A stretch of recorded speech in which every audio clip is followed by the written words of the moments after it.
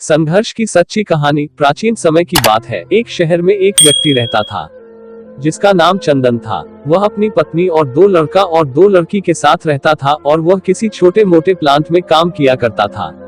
चंदन और उसकी पत्नी खुशी खुशी अपना जीवन व्यतीत कर रहे थे। समय का चक्र बीत रहा था और उनके लड़का लड़की बड़े होते जा रहे थे। जब उसकी बड़ी बेटी कक्षा 5 में पढ़ रही थी, तभी एक दिन स्कूल की छुट्टी के समय जब वह लड़की सीढ़ियों से नीचे उतर रही थी, तभी पीछे से किसी लड़की से धक्के लगाने पर वह सीढ़ी से नीचे गिर गई, जिसके कारण उसके पैर में चोट आ गई। जब लड़की घर पर लंगड़ती हुई आई तो उसके पिता ने पूछा क्या हुआ।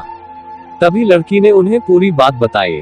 पिता ने सोचा छोटी मोटी चोट है, और यह सोचकर उसने अपनी बेटी से कहा कि इसे गर्म पानी से सेंक लो, ठीक हो जाएगा।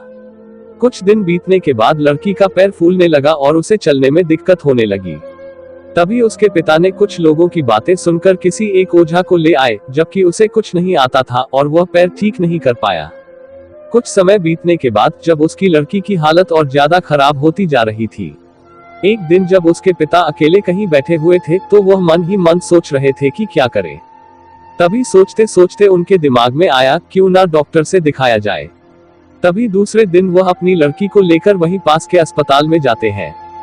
डॉक्टर जब लड़की को देखता है तो लड़की के पिता से कहता है कि जल्द ही इसका ऑपरेशन करना होगा, क्योंकि इस लड़की के पैर में एक बहुत बड़ा घाव हो चुका है, जिसके कारण लड़की का पैर भी काटना पड़ सकता है।